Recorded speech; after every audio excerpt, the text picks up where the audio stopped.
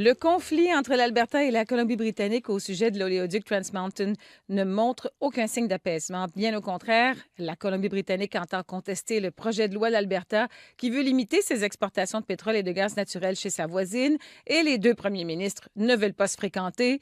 Rachel Notley ne sera pas à la rencontre des premiers ministres de l'Ouest à Yellowknife pour éviter de croiser le premier ministre de la Colombie-Britannique, John Horgan. Nous avons au bout du fil à ce sujet Monica Gattinger, qui est professeure à l'École d'études politiques de l'Université d'Ottawa, présidente du projet Énergie positive. Bonjour, Madame Gattinger. Bonjour. Les premiers ministres, donc, de l'Alberta et de la Colombie-Britannique qui s'échangent des mots durs, qui évitent de se rencontrer.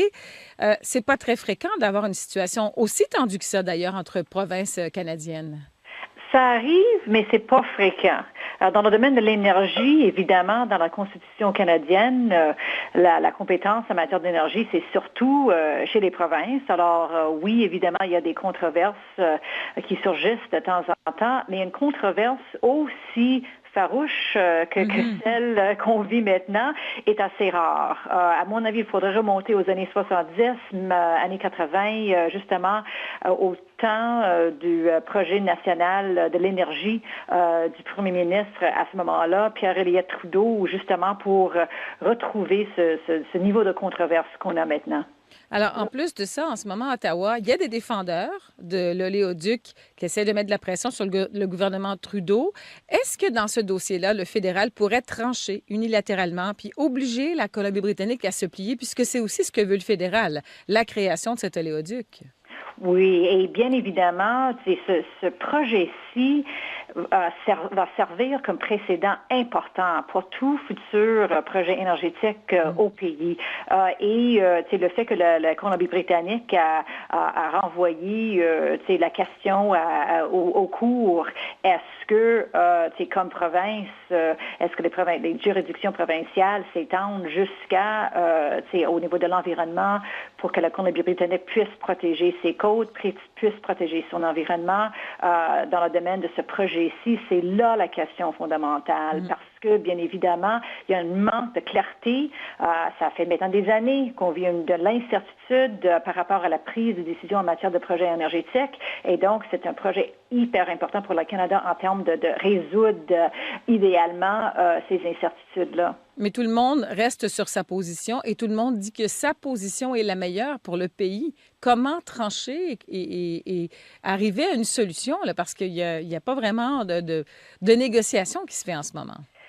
C'est vrai. En fait, évidemment, il y a la négociation qui se fait entre le gouvernement fédéral et Kinder Morgan. Et là, c'est un des éléments que je trouve intéressant de ce dossier-ci, c'est que les gouvernements de l'Alberta et d'Ottawa sont prêts à fournir de l'appui financier, des garanties financières, justement pour fournir à la compagnie une espèce de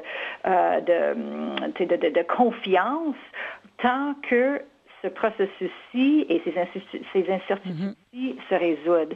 Et donc, ça, c'est une des questions fondamentales, c'est justement comment est-ce qu'on va résoudre ça. Mais la pire des scénarios, ça serait que la compagnie décide d'abandonner le projet. C'est ce qu'elle menace de faire, d'ailleurs. C'est ça le menace. Et si la compagnie décide de faire ça, on est non seulement est-ce qu'on a, on n'a pas acquis une certitude quelconque, mais on a plus d'incertitude parce que toutes les parties prenantes auront appris, s'ils se campent dans leurs positions respectives, les processus qu'on a en cours à l'heure actuelle peuvent être remis en cause. Alors, il n'y a pas d'autre solution, là, Mme Gattinger. Soit l'oléoduc va voir le jour, ça peut prendre du temps ou non, soit il ne sera pas construit du tout. Est-ce qu'il y a une solution numéro 3 qui pourrait être envisageable pour régler le problème de transport du pétrole? C'est difficile à prédire. Moi, je trouve très intéressant également le cas que la Colombie-Britannique a référé au cours d'appel de la Colombie-Britannique, justement pour avoir l'heure juste sur les compétences provinciales dans le domaine de l'énergie. Et donc, si ce cas-là réussit à résoudre un peu, apporter plus de clarté par rapport à ce genre de situation-là, là, ça pourrait justement créer plus de certitude, plus de clarté. Parce qu'à l'heure actuelle, on a très peu de clarté par rapport à la prise de décision en matière de projets énergétiques. Et évidemment, tout le monde au pays est perdant dans cette situation. Donc, on risque d'en parler encore longtemps sans que rien ne se fasse. On verra. Évidemment, il y a la date butoir du 31 mai la semaine prochaine, puis on verra si le gouvernement fédéral réussit à développer une entente avec Kinder Morgan.